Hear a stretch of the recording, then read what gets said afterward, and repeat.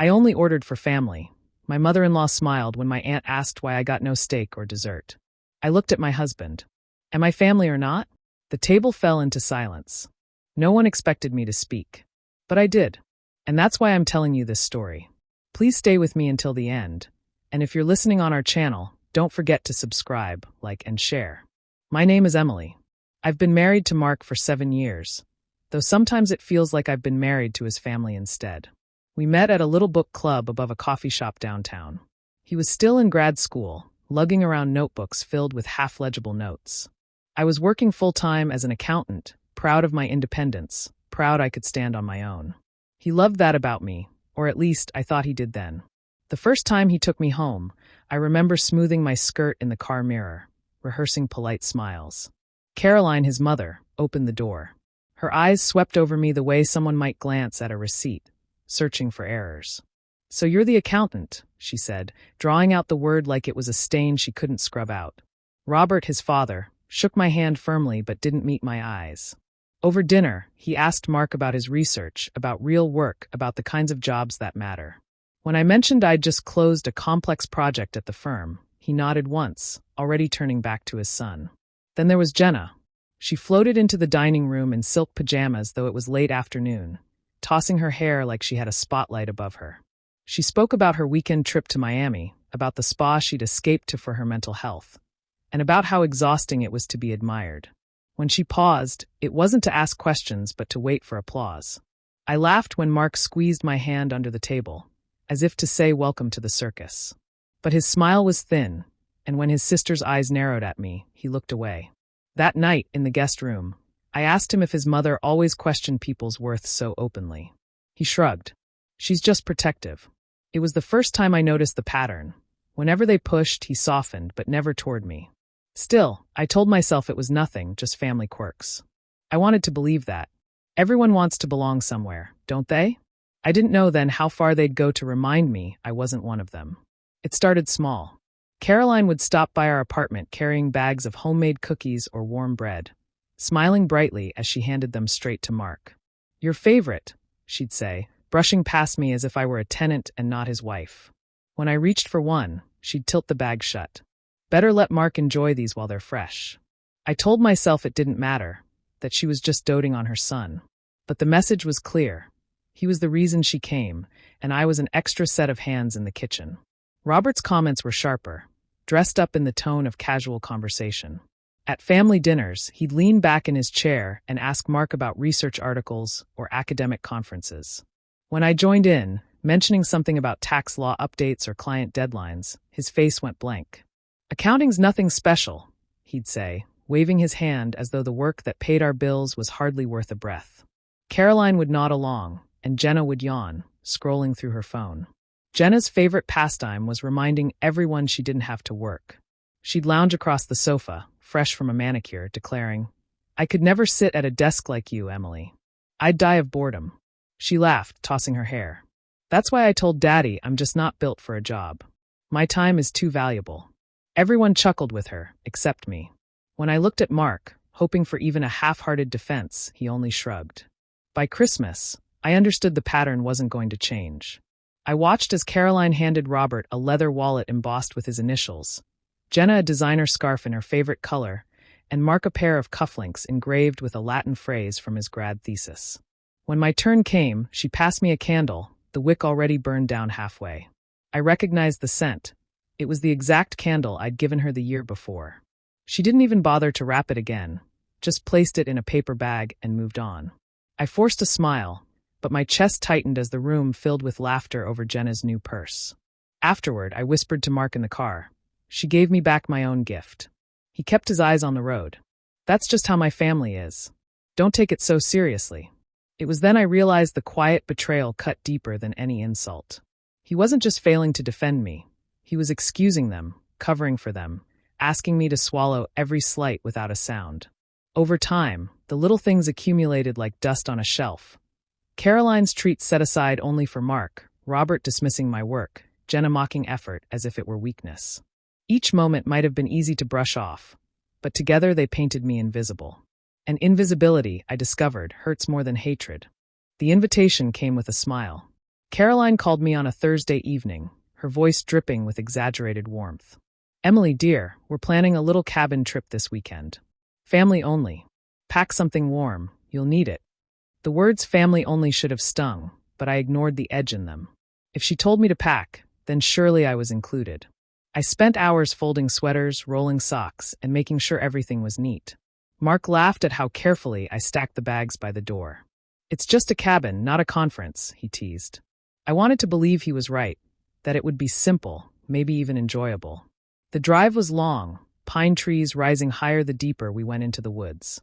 Jenna leaned against the car window, snapping photos of herself with the mountain backdrop.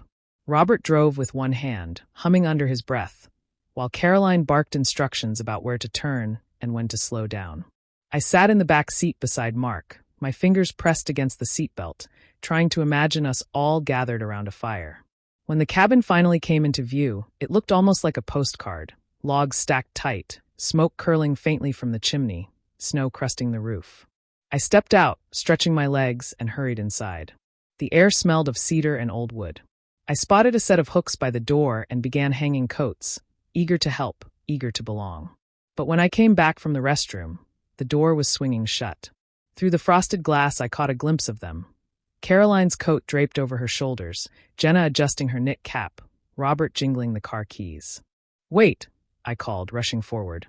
The car doors slammed in unison. Tires crunched over ice. I stood in the doorway, my breath fogging the air, watching the taillights disappear into the trees. My hands shook, the weather from the cold or the shock I couldn't tell. They had left me. Not by accident, no hurried phone call, no knock on the door to fetch me. Just gone. Mark returned hours later, his cheeks flushed from the wind, smelling faintly of smoke and grilled meat.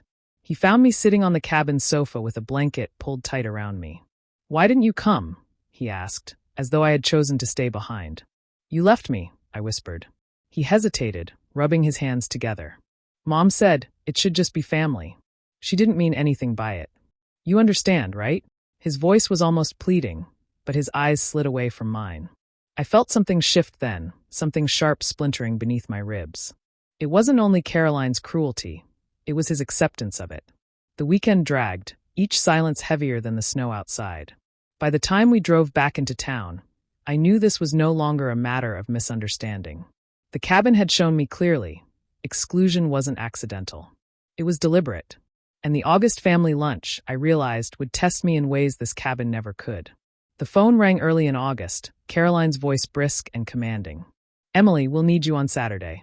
The family reunion is at our place, and there's plenty to be done. You know how it is. Everything has to be perfect when relatives are in town." She didn't ask if I was free, didn't check if I had plans.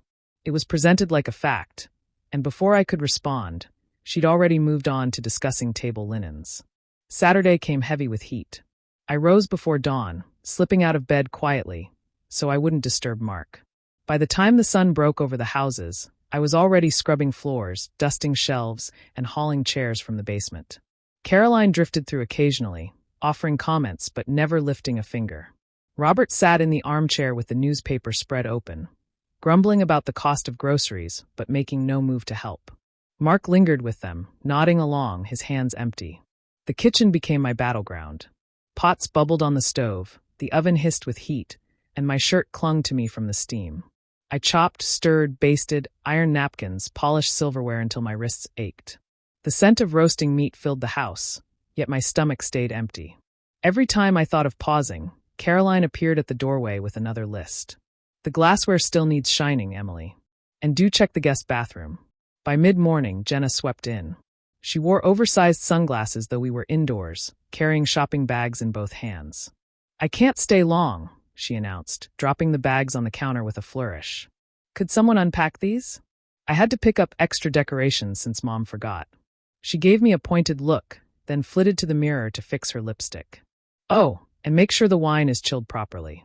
Aunt Margaret only drinks white, and you know how particular she is."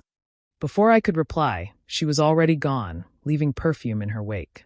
My arms trembled as I carried trays to the dining room.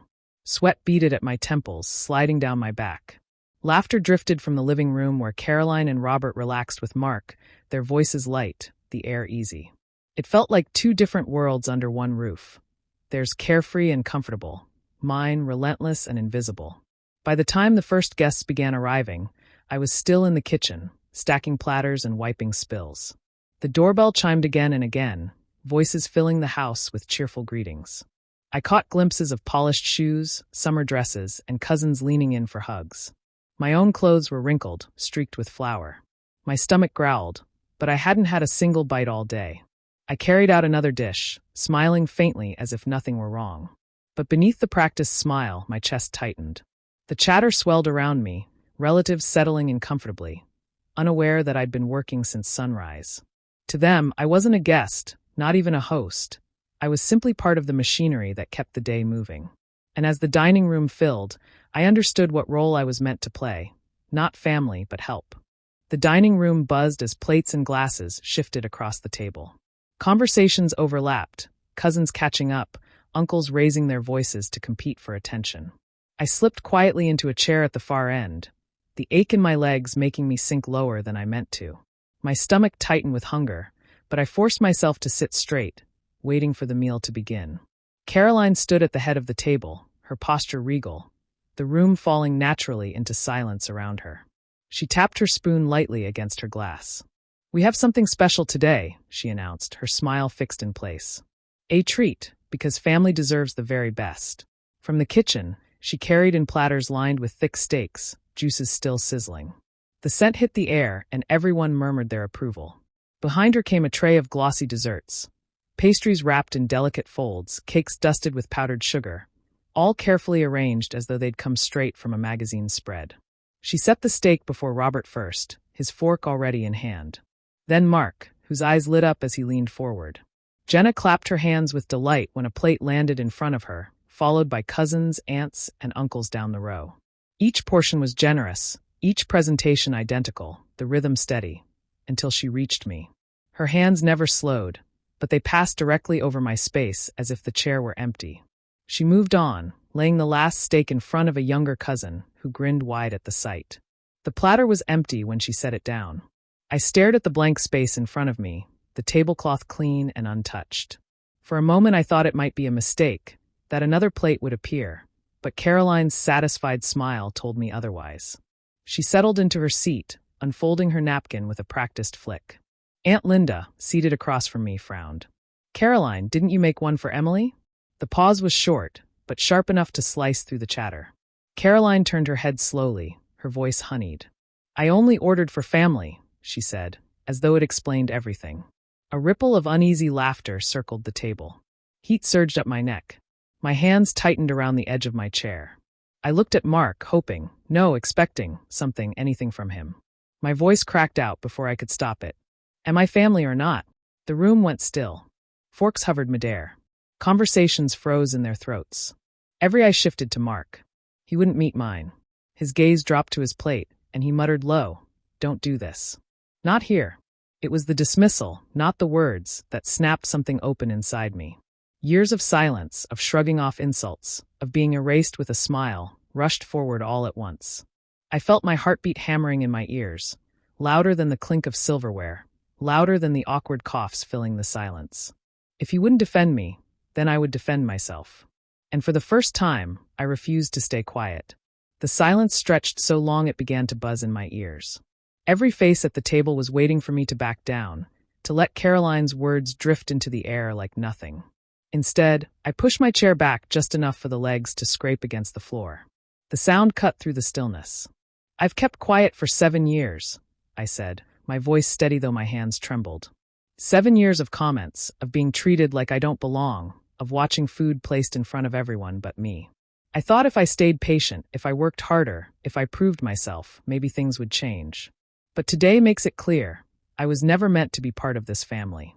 Caroline stiffened, her fork poised above her plate. Robert frowned but didn't interrupt. Mark shifted uneasily beside me, tugging at his napkin as though it might shield him. I turned to him. "And you've let it happen. Every slight, every insult you've stood by.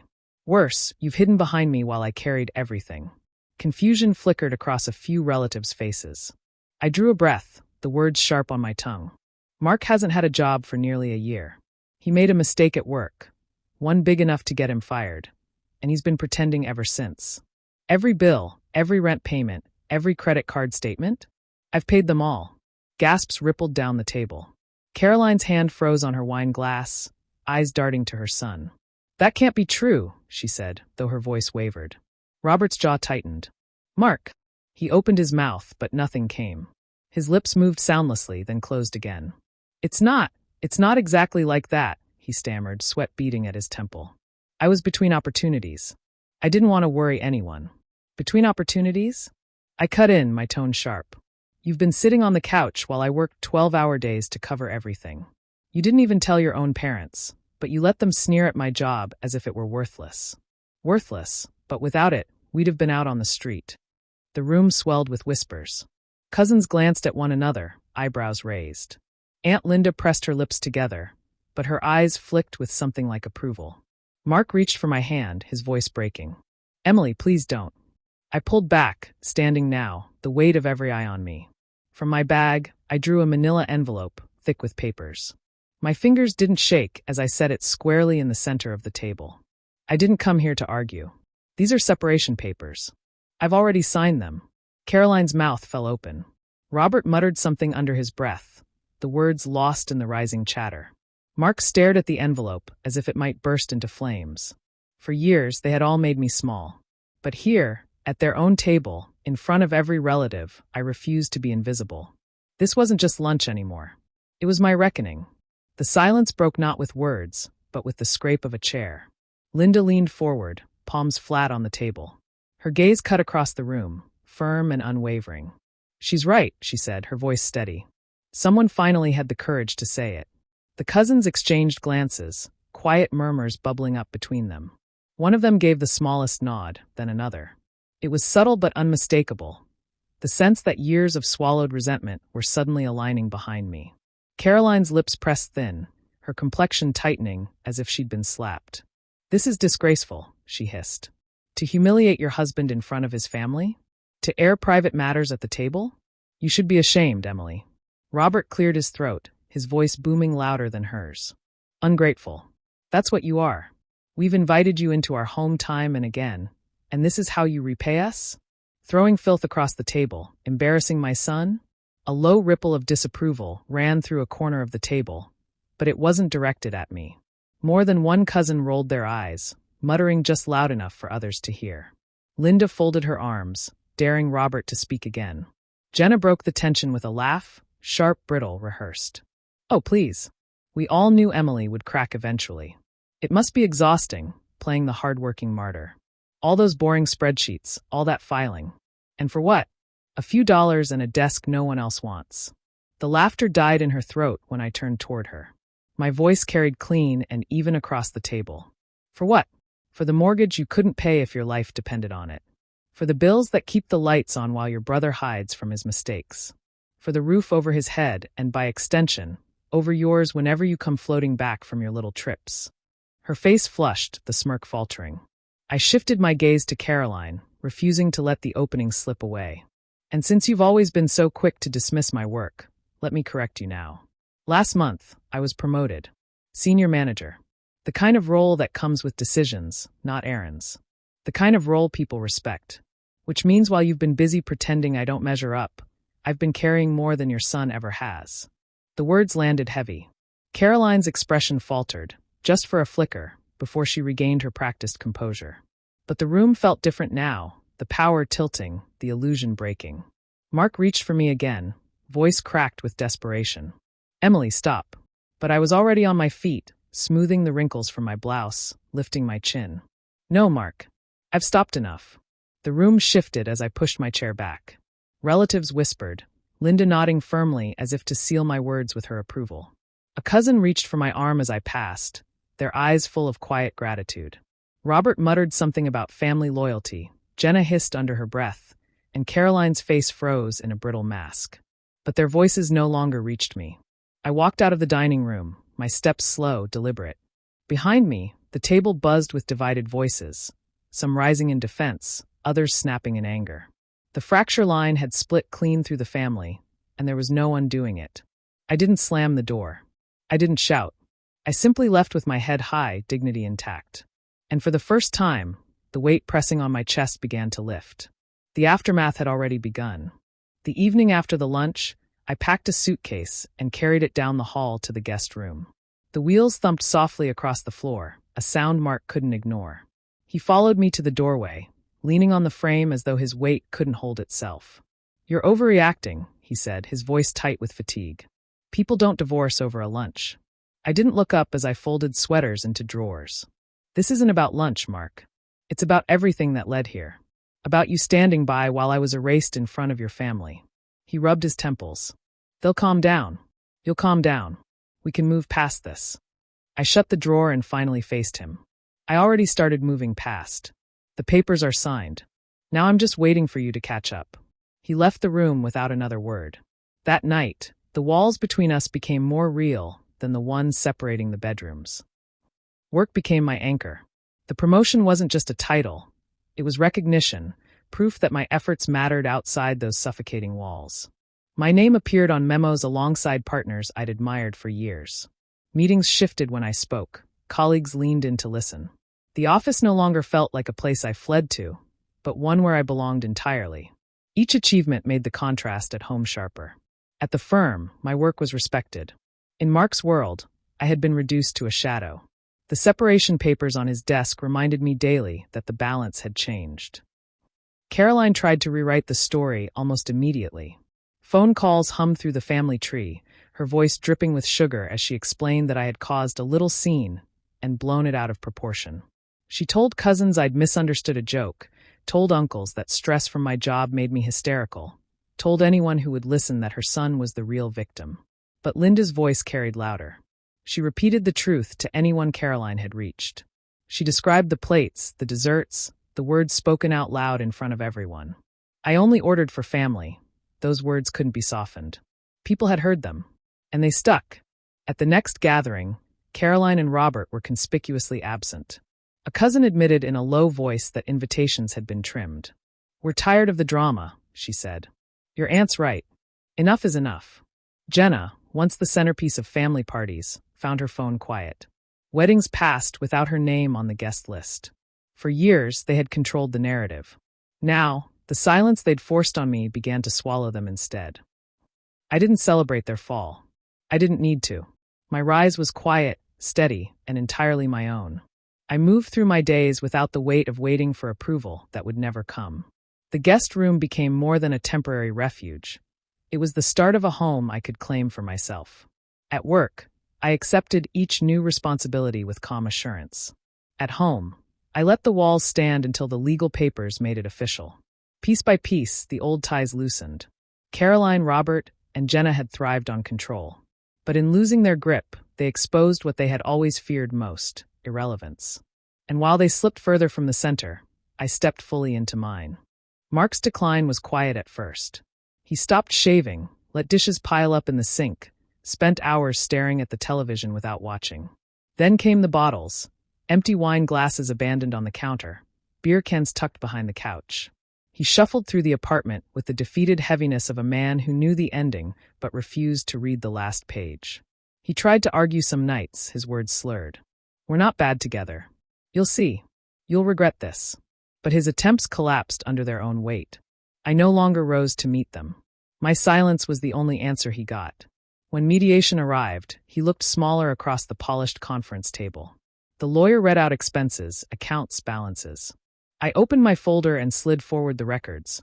Pay stubs, mortgage statements, utility bills, credit card payments. All in my name, month after month. Paper spoke louder than memory. Mark's face drained as the stack grew higher. He lifted a trembling hand. "I can't believe you're doing this to me." The words hung there, thin and fragile. I met his eyes, unflinching. "No, Mark. I can't believe you did this to me." He dropped his gaze, shoulders folding in on themselves. There was no argument left, no excuse that could stretch across the gulf between us. The signatures were made, the papers filed. Finality carried no fanfare, just a pen's scratch and the slide of documents into an envelope. When it was done, I walked out into the afternoon light. The air felt cleaner, sharper, as though the city itself had shifted while I'd been locked inside that room. For the first time in years, my breath moved freely in my chest. At home, the guest room no longer felt like exile but a passageway. Clothes were boxed, furniture rearranged, pieces of my life reassembled for myself alone. The silence of the apartment was no longer oppressive. It hummed with possibility. Mark lingered in his own collapse, but he no longer pulled me into it. His sulking belonged to him, his drinking his own burden. My part was finished. In the evenings, I allowed myself small rituals of freedom. Cooking meals the way I liked them, music humming low in the background, the glow of a lamp falling across open books. Each gesture was simple, but each carried the weight of a choice that was mine alone. The divorce had closed one chapter, yes, but more than that, it had returned me to myself. The suspense that had haunted every family gathering, every cutting remark, every silence at Mark's side was gone. What replaced it wasn't triumph, but clarity. And in clarity, I found something better than victory, peace. Weeks slipped by quietly, each one widening the distance between us. Then one evening, my phone lit with his name. I considered letting it ring out, but curiosity pressed my thumb to accept. Mark's voice was rough, softer than I remembered. "I miss you," he said. "I didn't mean for it to end this way. I was scared. Scared of my mother, of disappointing her. I should have stood up for you. I know that now." I let the silence stretch, listening not to his words but to the echo of them. How small they sounded compared to years of excuses. "You had 7 years," I said finally, calm and even. 7 years to put me first. And you chose not to. I don't belong to that life anymore. He breathed in sharply, as if my words had cut, but I didn't linger. I ended the call, and the stillness that followed was not emptiness. It was freedom. Later that night, I curled into the corner of my new apartment's sofa. The windows were open, letting in the hum of the city and a faint breeze. The quiet no longer carried weight. It felt light, expansive, a silence that healed instead of hollowed. I wasn't waiting for anyone to claim me. I wasn't bending myself to fit into a place that rejected me. For the first time, I wasn't measuring my worth against someone else's family. My revenge had never been about tearing them down. It was this, the steady reclaiming of myself, piece by piece, until I could sit in the quiet and know it was mine. And that, I realized, was more powerful than destruction could ever be. Do you think I made the right choice by leaving Mark and his family behind? Or should I have given them another chance? I really want to hear your thoughts in the comments. And if you want to hear more stories like mine, don't forget to like, subscribe, and hit the notification bell so you don't miss the next one.